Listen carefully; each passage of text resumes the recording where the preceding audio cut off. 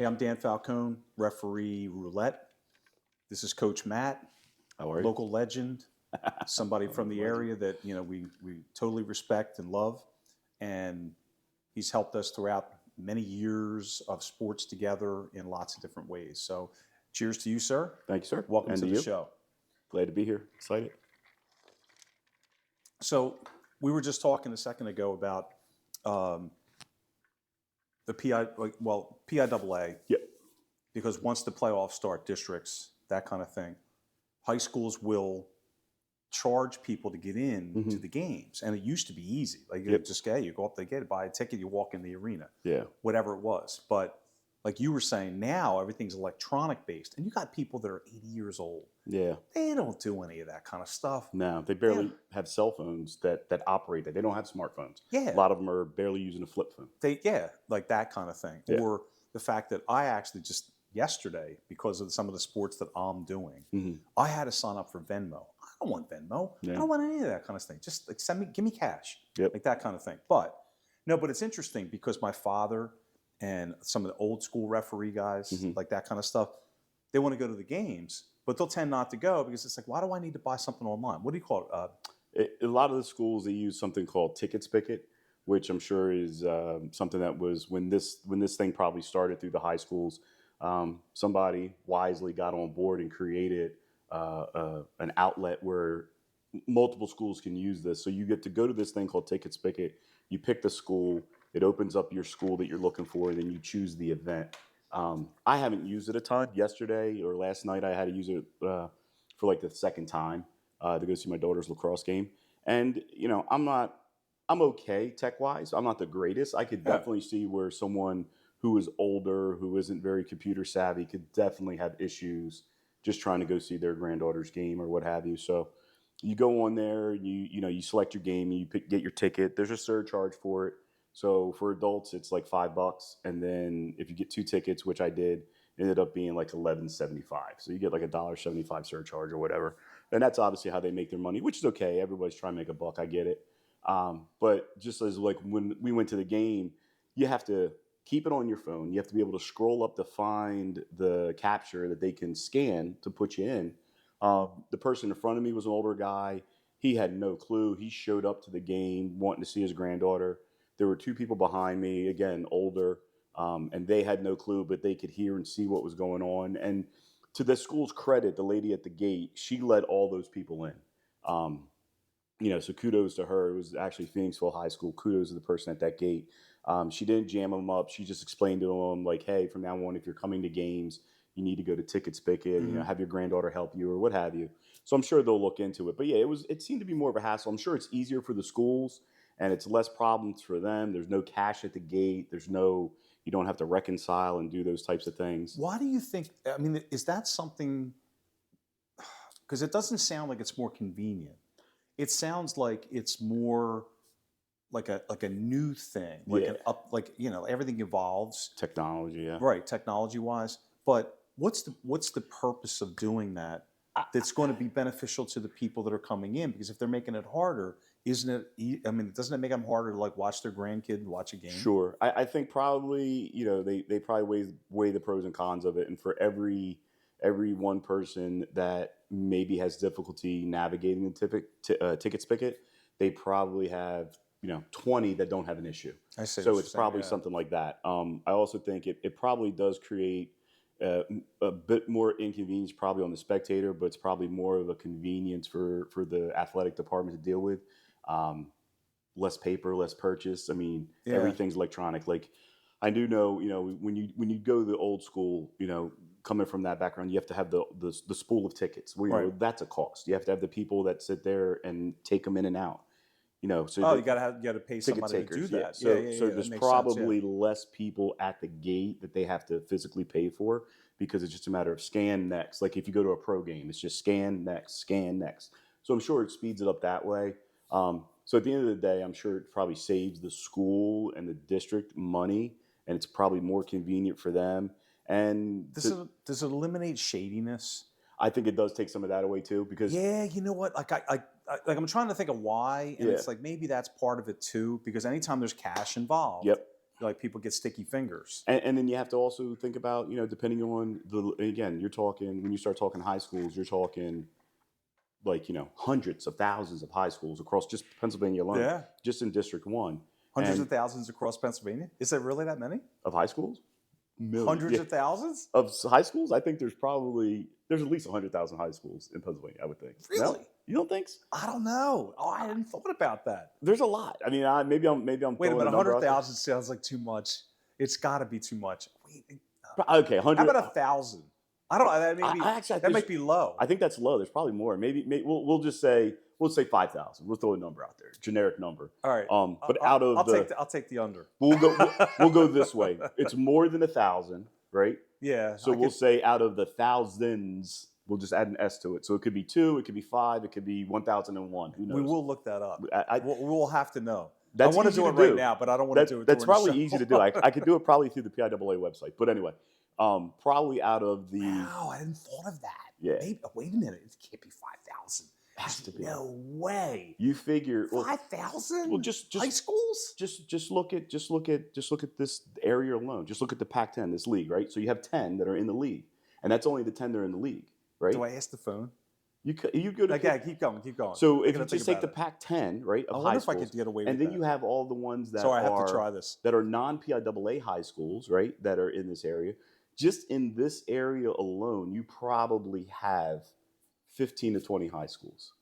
And this is a small area. When you start going down into the city, you have multiple high schools. But either way, well, yeah, there's a lot of that. So and then now as you start going across the state, then it gets different. Rural areas you probably have less, but in this area you have more. You figure Pittsburgh probably has several high schools. When you start looking at the city areas, there's probably lots of high schools. But anyway, so out of the many high schools in Pennsylvania, not where I was going is not all of them are in the greatest of areas, right? So if you're dealing with cash, now you have to have people there that are taking the cash, and you have to reconcile it at the end of the night. You have to exchange the tickets, but you also have some security there to protect the people at the gate, because there have been instances where gates have been robbed, either during the game or after. So there's another cost in having security there to watch specifically the money boxes. So I'm sure at the end of the day, and those guys are getting paid like $15 an hour. It depends on the company that comes in. A lot of them, there's just like if you look at I know the security companies that cover a lot of Pac-10 events, they like Executive Protection Services, they have like a flat fee for the school. Right. Some of them have contracts for all of their athletic events. Some of them are just contracted per athletic event, and it's like a flat fee, and then those people are paid by Executive Protective, whatever they may be an hour, depending on what they do. If it's a full-time guy, a part-time guy, whatever. But again, you'd have to have somebody extra there at each gate, to manage the money, to make sure that nobody is, doing anything shady, trying to steal it or whatever. So at the end of the day, again, I just think it's probably a cost factor for the schools for sure.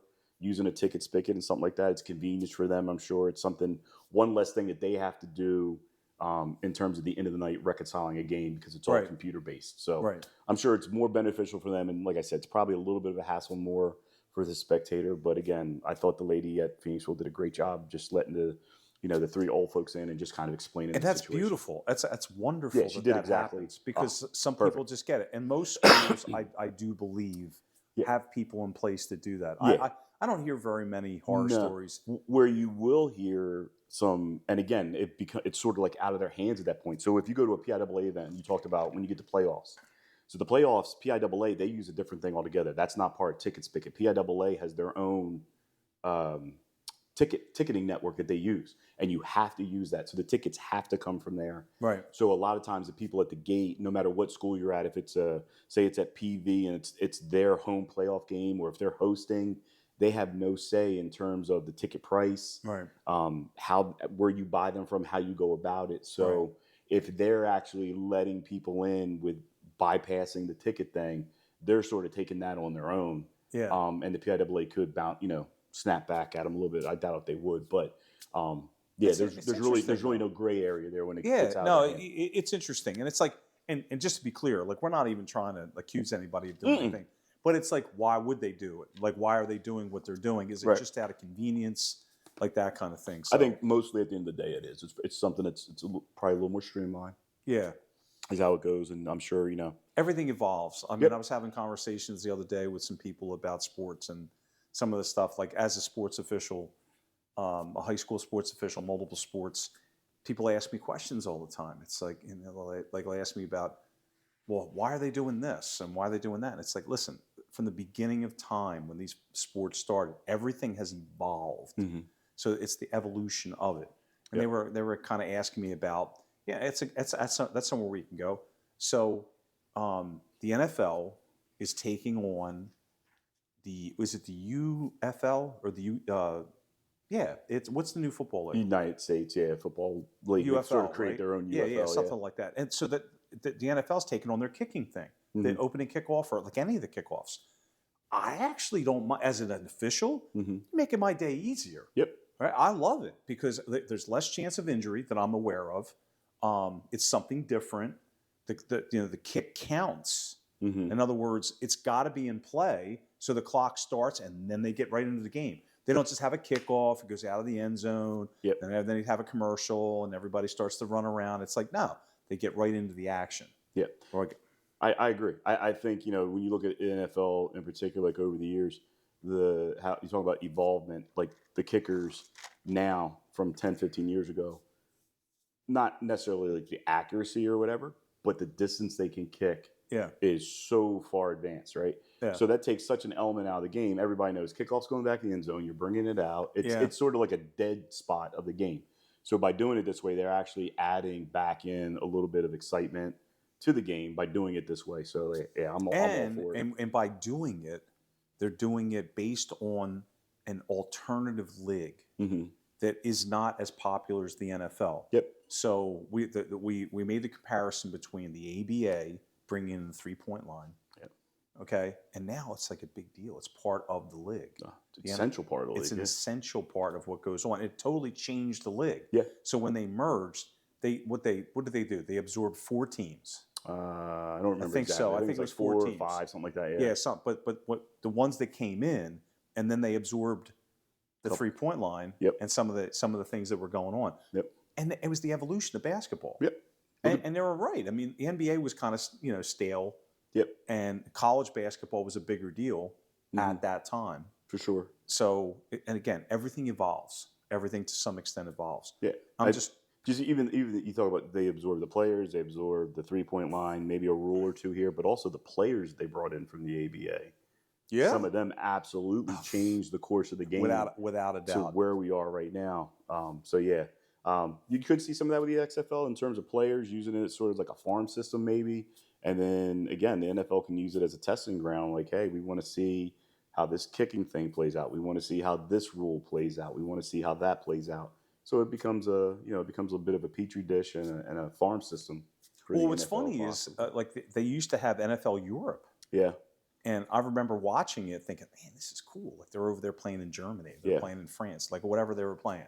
I remember reading that's not a dead thing. They're actually, you could see that come back. I think Goodell is very big on trying to make that a live, viable option again. So we'll see. Yeah. And as an official, I mean, there's a few things. I mean, I do the high school football, I do the high school basketball, and now I'm doing lacrosse. Mm-hmm. But if they gave me the option to be able to do spring football,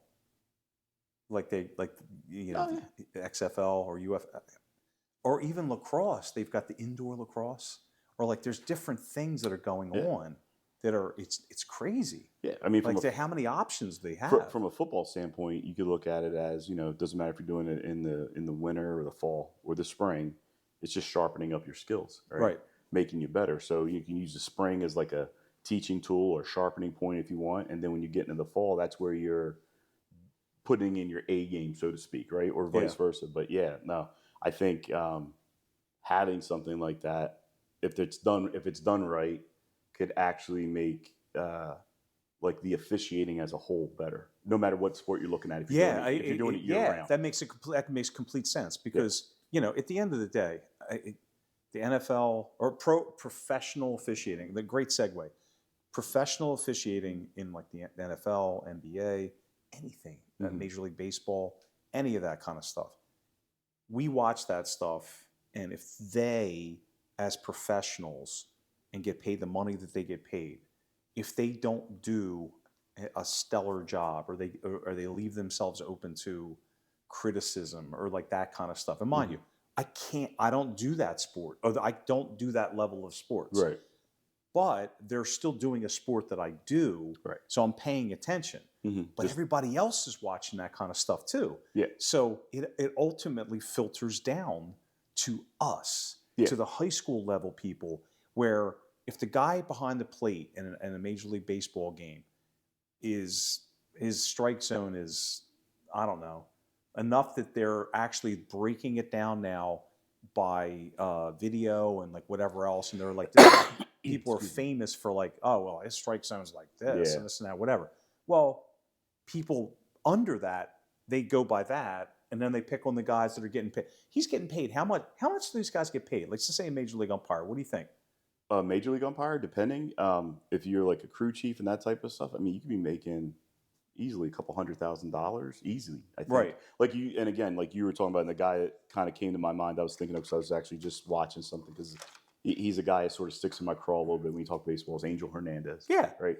So I'm sure, he's been around for a very long time. Right. And again, like I'm sure at one point he was probably, one of the best in the business for what he does. That's why he is where he is. He's been doing it a very long time, right? But I mean, honestly, I think over the years that, since I've been watching, he's slipped off in a lot of different ways. And he has this stigma now of being one of the bad umpires. Like he does. When you watch games, it's tough to defend him, because some of the calls that he's making, when you're talking strike zone, it's like, man, what are you even looking at? Like, that's not even in the realm. There was actually just one the other day with the Mets, where it's almost like, and again, I don't want to be like age discriminatory or whatever. I don't know what Angel Hernandez, what his age is or anything. But when you're in a full ballpark and it's loud and there's all kinds of things going on, I'm sure it's difficult to hear. He was making a mess of something that wasn't even calling balls and strikes. Right. The batter was asking a question. Yeah. The catcher was like talking up to him and saying something about the new device that the pitcher-catcher has, where he has his pad on his thing. It wasn't operating properly. And now with the time clock, like all that matters. So the catcher was trying to talk to him, and he wasn't hearing him. The batter asked him a question, and he was like, time. And the guy's like, I didn't call time. I was asking, how much time do I have? Yeah. And he goes, yes, you have time. And O'Neill is like, I don't want time. I didn't call time. And now he gets, aggravated. Both dugouts are aggravated, and it has nothing to do with balls or strikes. Right. So there's been so much added, when you talk about evolvement, there's been so much added to professional baseball. I honestly think he needs to be reevaluated. Is there too much happening that he can process all at the same time, right? So, but to that point, what comes out of it is, here's a professional umpire who's getting paid lots and lots of money, whatever it is. I don't know what it is, a game, whatever it happens to be. But now you got guys that do college. Now you got guys that do high school, which applies to us. I don't think these guys are getting $80 a game to umpire a game. Right. And so it's a way. So you got 80 a game, and you're getting how many thousands to do a game up here. But people identify with all that, right? And they're going, well, wait a minute, you guys are all the same. No, we're not. Very different. Because very different. That guy, he spends his whole life doing that. He spends that. He doesn't even have a second job. That's what he does. That's what he does. Where these guys, this guy's working all day selling insurance, whatever it happens to be. Right. It's like my buddy Eric Ebo. He sells insurance, and then he goes and referees. Right. I don't know what the challenges are in his life are as a salesman, but fact of the matter is, he's got a lot of stresses and whatever else. And you're going to go and do a game afterwards, and you're going to get $80. Yep, it's different, and put up with a lot different things. And people are going to yell and scream at you. Yeah. For like balls and strikes or what you do. Right. Right. As compared to this, and I don't think that's fair when it filters down to us. When the people on a professional level, and we can go through a lot of them, but baseball is a big deal. That's a big deal. Well, again, just you look at a term like I use them out, so I'll stick with Angel Hernandez there. When there's lots of people in the ballpark they're yelling at him. So you got both dugouts yelling at him. You got everybody in the stands yelling at him, but those stands are very far removed, right? So but now he's on social media every day. Yeah, but here's how messed up it is because I know what you're talking about, and I'm not even watching it that much. I watch the Phillies. I don't give a crap about anything else. Yep. I watch the Phillies because that's us. But I've been seeing him pop up a lot. Yep. He's So the now known. I know about it just because of Twitter or Instagram Yep. or like any of that social media kind of stuff. And it's good because you're raising awareness, but it's bad because now I know about it and I don't know everything about it. Right. I might have caught 5 seconds of it or 15 seconds of it. I'm like, the hell's with this guy? And Right. then He's become the whipping post for Major League Yeah. Baseball. But my point, like, so you got that, everything's far removed. The things that his stressors, like you said, that's his full-time gig. Yeah, so yeah. he answers to Major League Baseball, but he also has to answer to the teams. He answers to, the networks. Like, hey, you took a lot of time out. Like, I'm sure he has a lot of different stressors. What he answers to. When you trickle it down into college, it's a different level. And then, like, you get down. I'll skip the college, go right down to the high school. Like you said, Ebo's out there working his day, doing whatever. You don't know what he had during that day, Right. and then he has to go coach. So I think a lot of guys, they take that, if it's refereeing or coaching or whatever, that's almost like they're separate from whatever's happening. Yeah. That's their escape, if you will. But in terms of the comments and things like that, and I think everything's a little different, but they're right on top of you at the high school level. They're right there. I look at it, I think the way I evaluate it, I look at it differently coming from a sports background, coming from a coaching aspect, than the dad or the mom that's there who only comes to their son's games or what have you. Their response, what they look at from a call standpoint or what they're screaming is probably different. Like, I think at the high school level, the level of comments and the place that they come from varies. Some of it comes from a knowledgeable background. Some of it comes from an absolute no clue background. Some of it just comes from an emotional background. Where I think at the high school, as a referee, you have to deal with a lot different levels of criticism than a professional referee does. A professional deals with it on a bigger scale. Yeah. But I think the type of criticism that a high school official has to deal with on any sport is, to me, I think, is much harder than what a professional referee deals with. That's a great point. And so one of the reasons why it's hard is because if you're doing a professional game, you go in, you go, like, there's security around you, you go into your room, no one's going to get near you. They're not going to be waiting for you in the parking lot. They might not live in your neighborhood. They don't even know who you are half of the time. You got a mask on most of the time, like that kind of thing. You're in Texas one day, you're in Boston next week, you're all over. You're moving around. You're going to go from Pottstown to Pottsgrove in a day. You're going to maybe see the same people. You might work in the same industry as some of these people. You might live in the same neighborhood as some of these people. And depending on a lot of the officials that I know, you grew up in the area, you played sports in the area, so they know you intimately. So it makes it a much different dynamic, I think, being a local high school official in any sport. And you than live it does here. Yeah, like they know you. Like you may live in the same neighborhoods as these people. I mean, in general, we do. So you'll run into that as well. Right. You still have to be objective. You still have to do your job. You still have to referee the games. Mm-hmm. And you take the games because you want to and what they're paying you. Sure. Like that kind of thing. And I know how I am. I roll into whatever arena it is. It could be football, it could be basketball, lacrosse, whatever it happens to be. And I'm just going to do my job. And if I see people that I know, I'll acknowledge them, before the game, that kind of stuff. Even coaches. It's like, look, we've all been around each other. For how long? It's rare that I walk into a gym or onto a football field now that I've been around for as long as I have, that I don't have an idea who they are. If it's somebody I don't know, I'm going to make a point of it. Go over, introduce myself, and I'll even know ahead of time who they are, how long they've been there, what kind of success they've had, that kind of stuff, just to build up some kind of rapport with them. Somebody might have been there. Like I might do a football game every once in a while where like I go somewhere that I've never been before, and I'll get a coach that I've never met. But this guy's been there for 30 years, and he's had success. I'm giving him respect, period. It's just how it is. It's like, what's wrong with that? Hey, coach, listen, I'll even tell him, by the way, I looked you up on the internet, and I wanted to let you know, it's like, I knew who you were, but I had no idea how much of a history you had here. Like, your program is pretty cool. Like, God bless you. And, I have total respect for you, like that kind of thing. It goes a long way. I agree with that 100%. Because as the game goes on, it's not that it's not because you don't want them yelling and screaming at you, because you may miss a call or they may think you missed a call or whatever the case may be. But building rapport helps. Yep, I agree. Because it makes you more human. I It agree. helps you have a little credibility. It makes it less adversarial right out of the gate. Oh. Because probably 9 times out of 10, the majority of coaches, regardless of the sport, they see the opponent and they see the referee as almost like a sub-opponent, right? They don't look at it. They don't look at it as impartial, or they don't look at it as they're here to help me.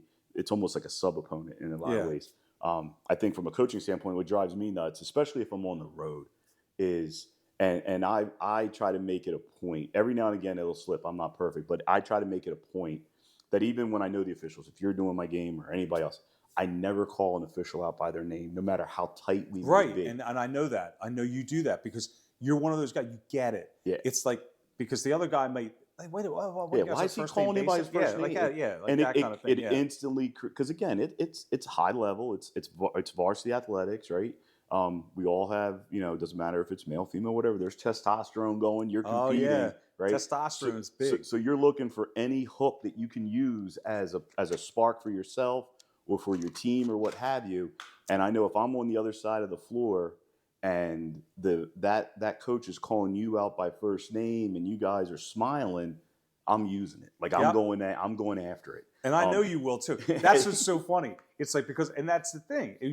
You're around each other for how many years? Yeah. But some of it's friends, some of it's like whatever, just being in the same area, playing basketball with each other, like that kind of stuff. Or like at the same YMCA or whatever. But you don't know. No. But it's the kind of thing, it's like, oh no, Coach Matt's going to be shitty. Yeah, and I've done it. Like, I don't know a person in particular. Wait a minute. I got it for you.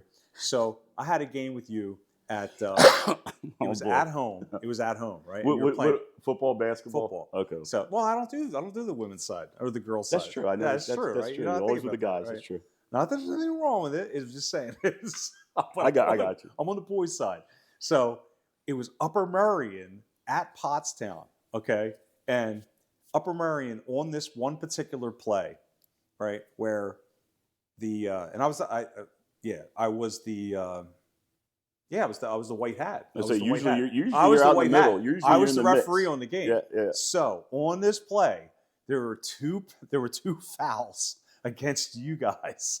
It was an interception. There were 2 fouls, and he ends up scoring. It was like, I think it was an interception, right? It was what it was. Okay. So, and I remember, it's like I went over to the coach, and there were 2 penalties, and I went, oh man. And I went, Coach, I'll be right back. And I ran across the field, and I went to you. You were unamused because you were totally unamused, and for good reason, because it was a shitty play, right? Yeah. And I was trying to explain it to you, and like you wouldn't even look at me. You were just like, here, and it's like, Matt, by the way, and you were like, wow, yeah, but what about whatever, right? And you were like pissy, right? Right. And there was nothing and totally understand. And I was trying to tell you, it's like, look, this is what happened. This is what I saw. And you were like, that's bullshit, blah, blah, blah, blah, blah. Okay, Matt. And I ran away. But it was great because it's you. I know I'm not going to have to throw a penalty on you. I know that you're more than likely doing what you need to do in your Matt way, Coach Matt way, right? But at the end of it, what was really funny is we didn't get it wrong, but I didn't signal it exactly the right way. Okay. Because Upper Merion's coach, he declined like both penalties, I think it was. Okay. And it says we'll just take the touchdown. We'll just take the touchdown. So he goes, yeah, decline. But he really could have taken at least one of them. Right. And it would have penalized you guys. Would it have negated the touchdown then? No. It would have. See, I don't know what he was thinking. Yeah. So but it was like this. It was like touchdown.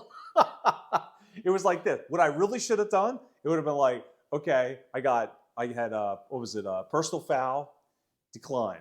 I said personal foul, decline, touchdown. That's what I should have done, but I didn't do it. And I was just like, that's all it was on the film. And I never signaled it the right way. And it didn't matter at that point. But I remember I was here and I ran across the field to get to you like, all right, Matt, this is what I had. Just so you know. And I was like, funny. And I was like scared to death. I'm like, I know he's going to yell at me. I know he's going to yell at me. God damn it. And you were cool, but you were still like, you wouldn't look at me. Right. You're like, no eye contact usually. No. You were over here. You're like, no. Yeah, but blah, blah, blah, blah. And they were like both. I was like, And I remember saying to you, Coach, it'll be on the film. I swear to God, you'll see. I remember you telling me that before. Like, look on the film. I promise you, it's there. It's I don't there. remember. I don't remember that. I don't remember that play, but I remember at some point you've told me before. Look on the film. I promise you, it's there. It probably was 9 times out of 10. And the best part about it is, as an official, when you do that, Yeah. and I try to tell guys, don't bullshit about it. Don't bullshit. But as long as you know what you're talking about and you know what you saw, I believe what I was saying to you, Mm-hmm. Coach, it'll be on the film. And by the way, if it isn't on the film, if the guy keeps going, you say, if it's not on the film, you're going to send it to my assigner anyway. So then I'll get chastised, whatever the case may be. It'll all come full circle. Yeah, it's like, well, what's that doing for me now? Well, I'm pretty confident about what I call. I'm telling you, and I know I'm on film. You know, talking about the officials and the names and being on the road. We were in Marple, Newtown. Wait, you guys played Marple? Yeah. How'd that happen? I inherited that schedule. So they were actually pretty good. I mean, they were better than we were, but we played tough for a little bit. But we're down there, and that's Delco County, right? Mm-hmm. So you get a different, and again, that's a whole nother thing. I think, and I mean, they can quote me on this. I'm glad this is on film. I feel that up here in our chapter, we have some of the best officiating there is. I really do, in terms of positioning, quality of calls, knowledge of what they're doing, all those things. And like, you're talking basketball. I'm talking basketball. Yeah, they're very, very good. In all those aspects. I think sometimes you start going, and not disparaging those other places, but they just do it different. Basketball's a little different in Berks County than how it's officiated in Berks County than how it's officiated in sections of Montgomery County. The public league, I played down there. City, It's different. You have to be able to adapt to that. Yeah. I'm cool with that. I like it. But in terms of like that personality and the officials with the coach there, obviously we had 3 officials from that chapter, and they know the coach, and they're referring to him by name, and the 3 of them and the coach are over there having a good chatted up and laughing like you and I are before the game. And I'm over here on Side Street, and that I use that as fuel. Like, that gets me going. Absolutely. So the game's going on, and he's referring to the one official by name and stuff. And there was a couple things, and I don't like this call, and I don't really agree with that. So I start going, and he's coming down court, and I'm like, I think it was Mark. I'm like, Mark, what are you watching over here? And he's looking at me. I'm like, is it okay if I call you Mark too? Can I call you Mark? And he's giving me the eye. Like, he is bearing down on me, and he's going, you're on the show right now, right? Because of this? Because you're one of the best referee baiters out there. You're the best. Because you're sensitive. Well, let's put it this way. It's like you have like, what is it? Passive aggressive on steroids. Yeah. You are really good at it. Even though you're not being a weenie, you're kind of being a weenie, but in a very professional way. Yes, witty. It's a wit. It's a bit of a wit, yes, I think. It's the best. And it's like, and I've seen it, and I'm glad that I've only been on the other side of it a few times. But I know other guys are like, yo, have you had to deal with Coach Matt? Like that kind of thing. Yeah. It's like, yeah, he's a friend of mine. And they're like, dude, he's like, really, just like right on the edge of, like, what are you thinking about teeing him up? You really? Why didn't you? And it's like, because you're right on the edge of it. I'm on the edge, and right on the edge. And I like to think a lot of times the stuff that I'm saying, it's not that I'm wrong. Like, no, I've had that where I've gotten a tee, and I'm like, all right, you teed me, but tell me where I'm wrong. Yeah. And I'm close to getting that second tee, and I'm just like, just tell me where I'm wrong. Yeah. But back to that one. So I'm like, and I try to use it to a bit of a tool for myself, for my team, as a bit of a motivator, because so you're not being a tool. You're using. I'm using it as a tool. At least I think in my mind. In my mind, I think I'm using it as a tool to try to change the direction of a game. Because at that point, we were the visiting team. We really, and again, I don't mean this in the way that it's dishonest or anything, but it's just the flow of the game. We weren't getting any calls, right? We weren't getting the same call that I felt that team was getting in terms of contact to the basket. Well, here's a question for you then. So do you feel like when you're doing it, and I mean this, I'm totally sincere when I'm asking this, do you feel like it's motivating your kids, or how about this? Is it motivating your kids because you, Coach Matt, are sticking up for them, or you're trying to get something better out of it? Or do you think part of it might also demonize or like put the referees like in an adversarial situation with your kids to to inspire them. And I don't mean that in a weenie way. No, I know exactly what Yeah. you mean. No, But I it's know like, exactly what you mean. because sometimes like that'll come to mind. It's like you see these guys like, why is he doing that? But you're here, so it's kind of like, and I know you. It's like I know you'll give me a straight answer. Yep.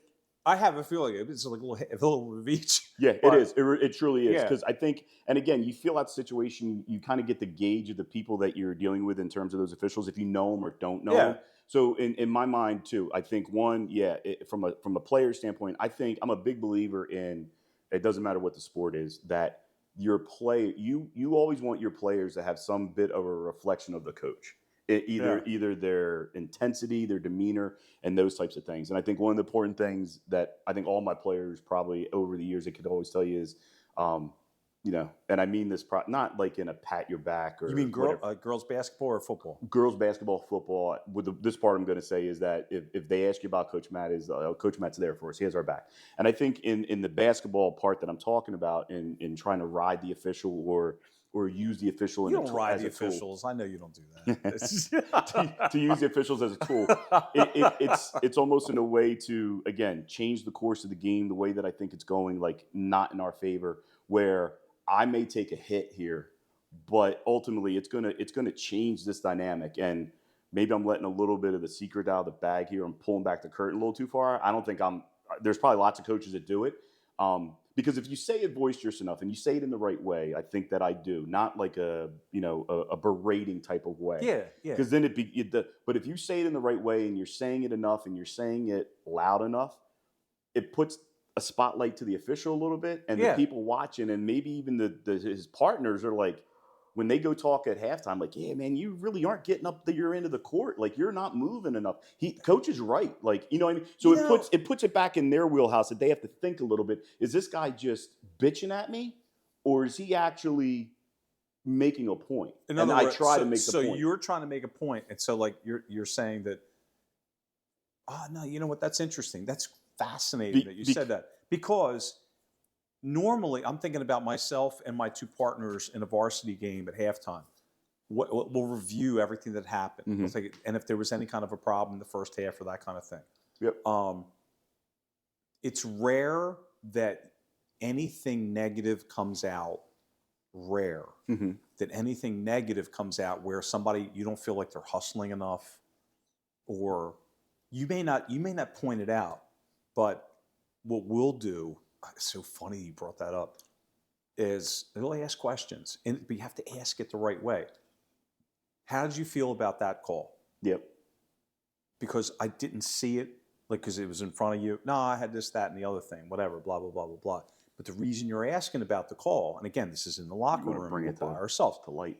It's bringing it out. It's like, so that it'll become a discussion. Hey, by the way, what did you see? Yep. Right? And like, because I really didn't have a good angle on it, but like, what did you have? And I said, because I know Coach was bitching at you about it, or he was voicing his displeasure or expressing his concern. Yeah. That's the it's going to sound so sexist. No. He's expressing his concern because the ladies like that. Yeah. No, and honestly, like I said, that's sort of the technique that I feel I'm getting. And again, I do try to, and again, maybe this is a bit of the asshole in me, at times where he's coming up court and I already saw that part that happened like before the game. So now I'm using that more so to get his attention, to make him know, like, hey, I'm talking. Mark, is it okay if I call you Mark too? Like that kind of a thing. You know what's funny? You'll do that, right?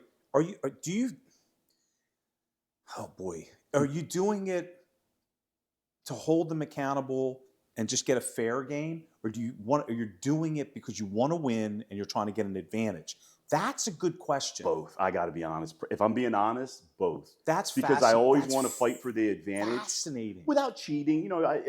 Bit of an advantage. Notice I didn't say that at all. Yeah. But it's funny because there's times when I hear stuff, and in my head I'm going, no, we got it. We got it. But, and again, it's the high school level. You guys, it's funny because when we go to college camp and like we're going to camps and stuff like that, because we're trying to improve ourselves. Once you go to college, that coach's job is to coach that basketball team. Yep. He's getting paid to do it. Yep. That could be his salary. Yep. So he doesn't care if he lies to you. Yep. And if you are 5 pounds overweight, he'll see it. that fat guy. Yeah, that one over there. He missed this call. Yeah, he's lying his ass off. Yeah. It's almost like politics. It's almost like when you, again, I try to refer to it as the difference between high school and to the college level. Like high school, it's a job, right? College, it's your profession. Yeah. So coaching, it's your profession. But yeah, doing that, again, even if I put that slight trigger in your mind that the next time up court, that same hip check, you're going to look at it either still called against me hard.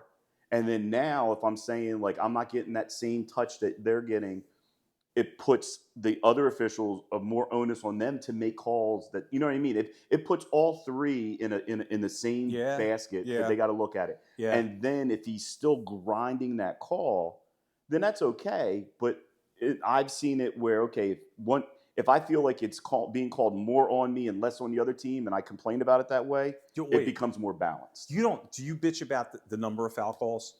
Rarely. Like on the board? Like rarely. All right, rarely. Good. You know why? Because that always comes down, like when a guy tells me, and again, this is a bad part, it could be 10-0, but you're playing man-to-man, you're playing, like you're pressing, there's going to be more fouls. And it's like, you get into that, and they're like, hey, it's 10-0. Now, mind you, that's not, but we will get together at some point.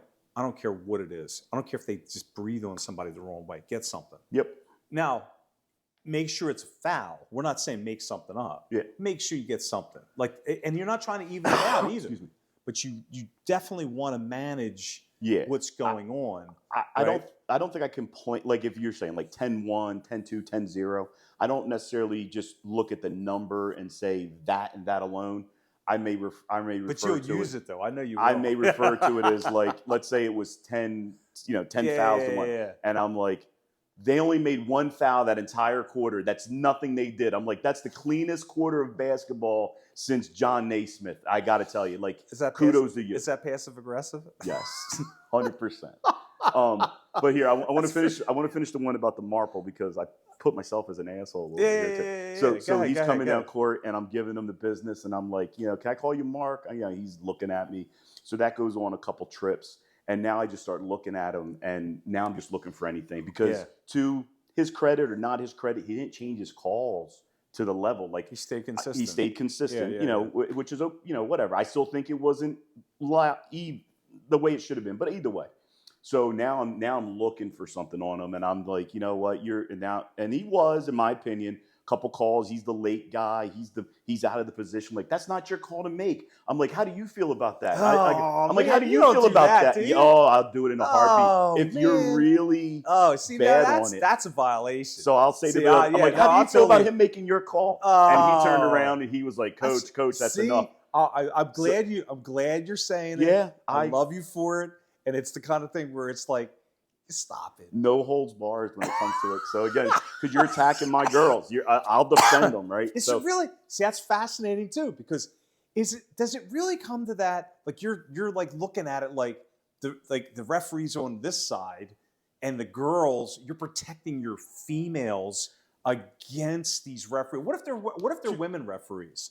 I think I'm the same across the board, male or female. Yeah, but there's got to be at least a little bit difference. When I say protect, I don't mean like protect like physically as much as protect the work that they've put in. Like, so there's a lot of times like when maybe I didn't understand you. Yeah, you were like the way you said I'll protect my girls, but it's like so you're sticking up for them for their effort, what they're doing. Like they're doing what they were taught. And again, like they're not perfect. And I agree with that. They're going to make fouls. See, I know you. I know you're detail oriented. I know you're all over that. So that's my thing. Where I have a player who gets like this foul called on or whatever, maybe twice, and it's how he practiced it. It's how he just looked at it. Right, and I'm looking at it, and I think you're clean and you're good, but they're making it different. So I'm trying to protect them in the effort that they're putting in and the work that they're doing. And again, keep their mind settled because, if I've taught them to do something this way, like to take a charge, let's say, how to be in the position and hold your ground and not stick out, right? And you're looking to take the charge, or you're looking as a girl's driving to the basket. We don't teach hand check, right? We teach as you're coming down, we use body, right? And not to throw our body, but we ride a little bit. Yeah. Enough where it's not bumping out contact, but we're using our hips, we're using our leverage and our angles. So they're doing it right. and the official calls a foul that I don't necessarily think is a foul, I can't agree with the official because now I have that player turn around like, wait a minute.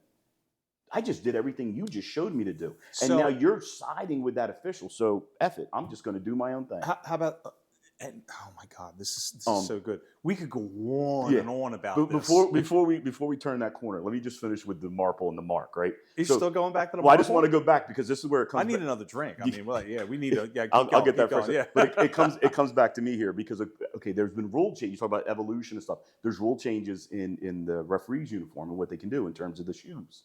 Yeah. Right? You don't have to wear solid black shoes anymore. Oh, no. So I'm looking at him and he stops acknowledging me, which is probably the worst thing you can do to me is not acknowledge me. I'm like Roman Reigns. Me knowing you? Yeah, that's that. Yeah, me like knowing either tell you. me to shut the hell up or just like, hey, coach, I hear you. Don't ignore me. You ignore me, that means I got to step out a little further, right? So now I'm looking at him and I'm watching him up and down the court and he's now tuned me out.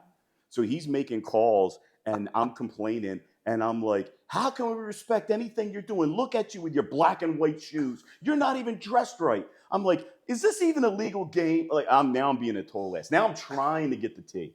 And he won't acknowledge me. And so and he didn't tee either, did he? No, he did not. So there's a foul called. And during the foul shot, the other official comes over and he is damn near in tears. He is laughing. And a lot of times that's what I want. I want the banter, right? So the other official comes over and he's standing and I'm standing. I haven't even been told to sit down yet. I'm still standing up, right? So I'm standing up. And did you get teed already? No.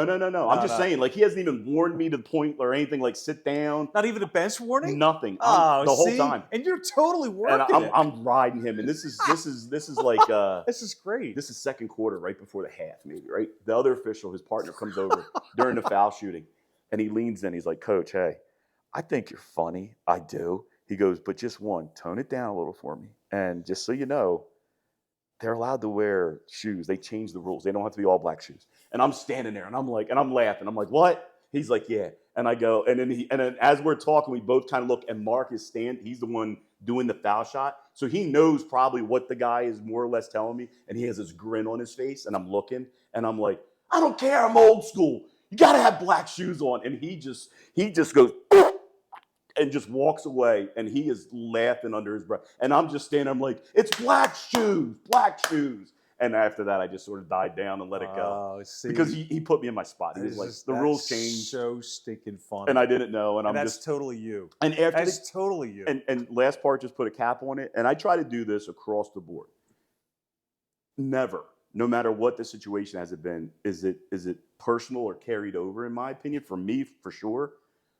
I always tell the officials as we go through the lines, hey guys, good game. Yeah. Even if I don't feel it was a good game. Yeah, right. Because they put in the time for me, for my players, for the other team. Like you said, they do get paid, but what they deal with, especially having to deal with me, it's probably not worth, with the money that they get. But I always do try to tell them, hey guys, thanks, good game. Yeah. See you down the road. I always try to talk, just to carry, there's no animosity, to carry it over. I've talked to officials that I've had, that have teed me up and we butt heads. I've talked to them before games, after games, and I think like you had talked about communication and yeah. I think me talking to them has totally changed how they perceive what I do. Yeah, and it's changed how I think I take some of the stuff that they do, maybe, and seeing them in a position and stuff like that. So yeah, I think that the communication can never be wrong. In my opinion, I'm gonna freshen these up. I agree. Are you in freshen? Yeah, freshen is good. Freshen is definitely good. We have more ice in here too, as a matter of fact. And we still keep rolling as we're doing this. So it's interesting though. One of the things when you were talking about that, I was thinking to myself, it's like, oh yeah. So how many technical fouls as a coach did you get this year? This year? Yeah. And along those lines. That's fascinating because, I don't even know what it is. It could be zero. But the thing is, it matters because if in fact that happened, I want to know why. Right? Right. And like, were you trying to get those? Were you trying to get them? So, or were you trying to use them as motivation? Or did it just happen? Did you feel like they were a valid kind of thing? Because it's the kind of thing where it's like, I think his name was, Coach Winterbottom from Pottstown. Remember him? Years ago. Years and years ago. A little bit before me, but It's yeah, like- I know the name. You either foul, like your foul better be on purpose. It better have a purpose to it. Mm-hmm. If you're going to foul somebody, it better have a purpose to it. If you just foul something, if it's like an accident or something like that, then that's stupid. Right. Like he was one of those guys. He was like completely old school, but it made a lot of sense. It's like the guy's he's got a breakaway or something like that. Make sure you foul him so he doesn't get to the basket. Right. If you're going to foul it, don't give him the N1. Yeah, just don't give him the M1, like that kind of thing. Yep. Thank you. And I've talked about that. Nothing Was it intentional. Tom Winterbottom? Little dude. He used to come into my dad's bar all the time. I can't think of his first name, but it was definitely Coach Winterbottom. Yeah, tiny little dude. Cheers, by the way. Cheers to you as well. See you guys, sir. Coach Matt. Salute. Dan Falcone. Referee roulette. It was a referee roulette, baby, Yep. with drinks. I don't. He was before me, but I do remember the name. But I think that's something that I do preach, especially with basketballs. Again, nothing intentional, nothing dirty. But if they're going to go to the basket, if you're in a situation and you're beat and you're going to foul, don't make it an N1. Make them earn the 2 Make shots. them earn it at the foul line. Yep. Old school. Yep. But it's smart ball. Yeah. It's totally smart ball. Yeah, you but can't. wait a minute. Let me go back to that Sure. before I forget. So, how many times did you get teed up? So this year in basketball, it's actually surprising after that story. Maybe it's not many. I think true technicals to me that I can recall right now off the top of my head. I can think of 3. One was frustration. That was on me. That was just frustration and loud verbally, and I earned that one. That was on me. And again, all the times in my mind, I think I knew it was coming, and if I'm going to take it, almost like the same concept of if you're going to foul, I'm going to take the T, but I'm going to earn the T, and it's going to make a purpose. And it did. I felt at that one, it did change the complexion of the game in terms of how it was being officiated. I made myself probably look like a bit of an ass, but that's okay. Right. Turn the focus to me, let my players play, and that's how I felt it went out.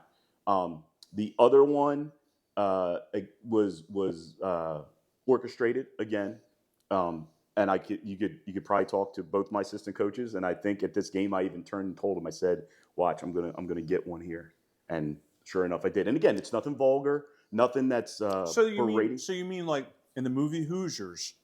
That shit really happens. Almost, not to the extent of where I've walked out to the official, like, "Hey, give me one here." Like nothing like that. You haven't done that? Nah. You probably wanted to though. I probably could. At times. I could see you do it. Matter of fact, now that we're talking about it, I can see you doing it. You'd be like, you have to pick the right guy or the right woman, like who's doing your game.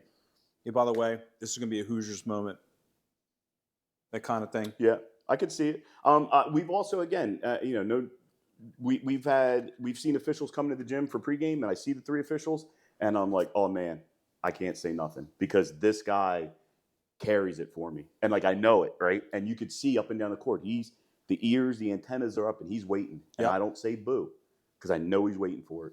Right. And so I've sat back on that. But I think, like I said, the one I earned, I knew I was getting. The other one was orchestrated, and there was 2 more, but they were bench tees. I eat them because the head coach, but they weren't on me specifically. Right. So I can think of 4 this past season. So one of your staff got one. One of my assistant coaches got one. But again, even though she got it, the official came over, and my response was, is she wrong?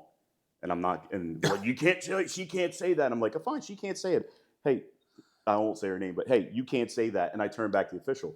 Is she wrong? Dude, you're one of the best. You're one of the best at it that I've ever known. He wouldn't answer me. It's total passive aggressive. Yeah. I freaking love it. And I just listen. Let's do this. Sure. We're gonna move on. Okay. Just because this is the end of this session. Yep. But we're gonna keep going. Like later on, we'll do some more. So this is Coach Matt. This is Dan Falcone, referee roulette. Like us on our social media, and thank you very much for your time. Thanks, everybody. Cheers.